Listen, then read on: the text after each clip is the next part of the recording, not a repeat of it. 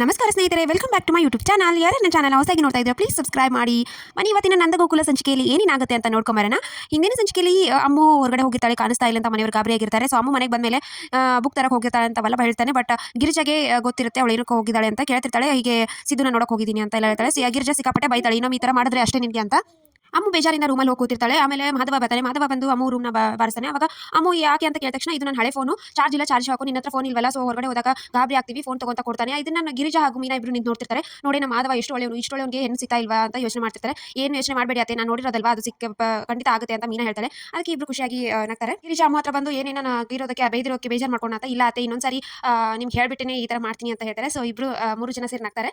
ಆಮೇಲೆ ಸೂರ್ಯಕಾಂತ್ ಮನೆಯಲ್ಲಿ ಜ್ಯೋತಿ ಲೇಟ್ ಆಗಿ ಮನೆಗೆ ಬರ್ತಾಳೆ. ಮನೆಗೆ ಬಂದು ಹಬ್ಬ ಯಾರು ಇಲ್ಲ ಅಂತ ಹೋಗ್ತಿರ್ತಾಳೆ. ಅಷ್ಟರಲ್ಲಿ ಅವರಪ್ಪ ಚಂದ್ರಕಾಂತ್ ಬರ್ತಾನೆ. ಚಂದ್ರಕಾಂತ್ ಬಂದು ಏನು ಇಷ್ಟೊತ್ತು ನನಗೆ ಗೂಬೆ ಕೂರಿಸ್ತಾ ಇದೆಯಾ, ಸ್ಪೆಷಲ್ ಕ್ಲಾಸ್ ಅದು ಅಂತ, ಇನ್ನೊಂದ್ಸರಿ ಏನಾದ್ರು ಈ ತರ ಮಾಡು ನಿಮ್ಗೆ ಹೇಳ್ತೀನಿ ಅಂತ ಅನ್ನೋಷ್ಟರಲ್ಲಿ ಜ್ಯೋತಿ ಅಮ್ಮ ಬಂದು ನನ್ನ ಮಗಳಿಗೆ ಏನು ಅನ್ಬೇಡಿ, ಈ ತರ ಏನು ಅವಳೇನು ತತ್ತಾರಿ ತುಳಿಯಲ್ಲ, ಹೋಗಮ್ಮ ಊಟ ಮಾಡ್ಕೋ ಅಂತ ಎಲ್ಲ ಬೈದು ಕಳಿಸ್ತಾಳೆ.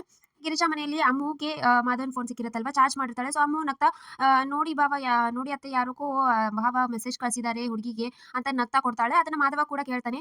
ಕೇಳ್ಬಿಟ್ಟು ನಗ್ತಿರ್ತಾರೆ. ಅಷ್ಟರಲ್ಲಿ ವಲ್ಲಭ ಬಂದು ಇನ್ನೊಬ್ರು ಪರ್ಸನಲ್ ಇದನ್ನ ನೋಡೋದು ತಪ್ಪು, ನಿನ್ಗೆ ಒಂದು ಉಪಕಾರ ಮಾಡಿದ್ದಾರೆ ಅಂದ್ರೆ ಅದಕ್ಕೆ ಏನಾದ್ರು ಇಟ್ಕೋ, ಈ ತರ ಬಂದು ನಗೋದಲ್ಲ ಅಂತ ವಲ್ಲಭ ಅಮ್ಮುಗೆ ಬೈದು ಫೋನ್ ಕೊಡ್ತಾನೆ. ಆಮೇಲೆ ಮಾರನೇ ದಿನ ಬೆಳಗ್ಗೆ ರಂಗೋಲಿ ಹಾಕ್ಬೇಕು ಅಂತ ಯೋಚನೆ ಮಾಡ್ತಿರ್ತಾರೆ. ಇವತ್ತು ಕನ್ನಡ ರಾಜ್ಯೋತ್ಸವ ಅಲ್ವಾ, ಕನ್ನಡ ರಾಜ್ಯೋತ್ಸವ ಬಗ್ಗೆ ರಂಗೋಲಿ ಹಾಕೋಣ ಅಂತೇಳಿ ಅತ್ತೆ ಇಬ್ರು ಸೊಸೆ ಸೇರಿ ರಂಗೋಲಿ ಹಾಕ್ತಾರೆ. ಆಮೇಲೆ ಅಮ್ಮುಗೆ ನಾನು ಅತ್ತೆ ಏನಾದ್ರು ಮಾಡ್ತೀನಿ, ಟೀ ಮಾಡ್ಲಾ ಅಂತ ಎಲ್ಲ ಕೇಳ್ತಾಳೆ. ಬೇಡ ನಾನೆಲ್ಲ ಮಾಡ್ತೀನಿ ಅನ್ನೋಷ್ಟೇ. ನನಗೆ ಟೀ ಹೇಗೆ ಮಾಡೋದು ಅಂತ ಅಮ್ಮು ಕೇಳ್ತಾಳೆ. ನಿಂಗೆ ಏನು ಬರೋದಿಲ್ವಾ, ಸರಿ ನಾನೇ ಕಳ್ಸಿಕೊಡ್ತೀನಿ ಅಂತ ಅಮ್ಮುಗೆ ಟೀ ಮಾಡೋದು ಹೇಳ್ಕೊಡ್ತಾಳೆ. ಅಷ್ಟರಲ್ಲಿ ಮೀನಾ ಬಂದು ನೀವು ತುಂಬಾ ಪಾರ್ಶಾಲಿಟಿ ಮಾಡ್ತಾ ಇದ್ದೀರಾ ಅತ್ತೆ, ನಿಮ್ಮ ಅಣ್ಣನ ಮಗಳು ಅಂತ ಅವಳಿಗೆಲ್ಲ ಇದನ್ನ ಮಾಡ್ತಿದ್ದೀರಾ, ನನಗೇನು ಕಲ್ಸಲ್ವಾ ಅಂತ ಮೀನಾ ಬರ್ತಾಳೆ. ಆಮೇಲೆ ಟೀ ಮಾಡಿದ್ಯಲ್ವಾ, ನೀನೇ ಹೋಗಿ ಅದನ್ನ ನಂದನ್ ಕುಮಾರ್ಗೆ ಕೊಡು ಅಂತ ಗಿರಿಜಾ ಹೇಳ್ತಾಳೆ. ಬೇಡ ಬೇಡ ಅಂತ ಅನ್ನೋಷ್ಟರಲ್ಲಿ ಇಲ್ಲ ಹೋಗು, ನಿಮ್ಮ ಮಾವ ಕರ್ಗೋಗ್ಬಿಡ್ತಾನೆ ನಿನ್ ಮೇಲಿರೋ ಸೀಟೆಲ್ಲ ಅಂತ ಕಳಿಸ್ತಾರೆ. ಅಷ್ಟರಲ್ಲಿ ಅಮ್ಮು ಎಡ್ವರ್ಟ್ ಮಾಡ್ಬಿಡ್ತಾಳೆ. ಅಮ್ಮು ಟೀ ಕೊಡಕ್ಕೆ ಹೋಗಿ ಅವ್ನ ಮೈ ಮೇಲೆಲ್ಲ ಚಲ್ಬಿಡ್ತಾಳೆ.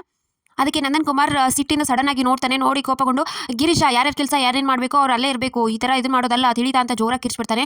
ಅದಕ್ಕೆ ಅಮ್ಮು ಫುಲ್ ಶಾಕಿಂದ ನಿಂತಿರ್ತಾಳೆ. ಮಾವನ ಇಷ್ಟ ಹತ್ರದಿಂದ ಇವತ್ತೇ ನೋಡಿರೋದು ಅಂತ ಅಮ್ಮು ಫುಲ್ ಭಯದಿಂದ ಹೇಳ್ತಿರ್ತಾಳೆ. ಈತ ಮೀನಾ ಗಿರಿಜಾ ಹಾಗೂ ಇಬ್ರು ಬಂದು ನಿಂತಿರ್ತಾರೆ. ಆಮೇಲೆ ಮೀನಾ ಆಫೀಸಲ್ಲಿ ಕನ್ನಡ ರಾಜ್ಯೋತ್ಸವ ಸೆಲೆಬ್ರೇಟ್ ಮಾಡ್ತಿರ್ತಾರೆ. ಈ ಸರಿ ಏನಾದರೂ ಹೊಸದಾಗಿ ಮಾಡ್ಬೇಕಲ್ಲ ಅಂತ ಯೋಚನೆ ಮಾಡ್ತಿರ್ತಾರೆ. ಕನ್ನಡನ ಉಳಿಸಿ ಬೆಳೆಸಬೇಕು, ಸೊ ಕನ್ನಡ ಪುಸ್ತಕಗಳನ್ನ ಮಾರಣ, ಸೊ ಯಾರ್ಯಾರು ತಗೊಳ್ಳಲ್ವಾ ಅವ್ರಿಗೆ ಒಂದು ಮೋಟಿವೇಶನ್ ಕೊಟ್ಟು ಕನ್ನಡ ಪುಸ್ತಕ ತಗೊಳ್ಳಿ ಹಾಗೆ ಮಾಡೋಣ ಅಂತ ಮೀನಾ ಹೇಳ್ತಾರೆ. ಆಫೀಸ್ ಅವರೆಲ್ಲ ಸರಿ ಸರಿ ಆಯ್ತು ಅಂತ ಹೇಳ್ತಾರೆ. ಸೊ ಇಷ್ಟಿತ್ತು ಇವತ್ತಿನ ಸಂಚಿಕೆ. ಸೊ ಮುಂದಿನ ಸಂಚಿಕೆಯಲ್ಲಿ ಏನೇನಾಗುತ್ತೆ ಅಂತ ನೋಡೋಣ. ಸಾಲಿವರೆಗೂ see in the next vlog. Bye.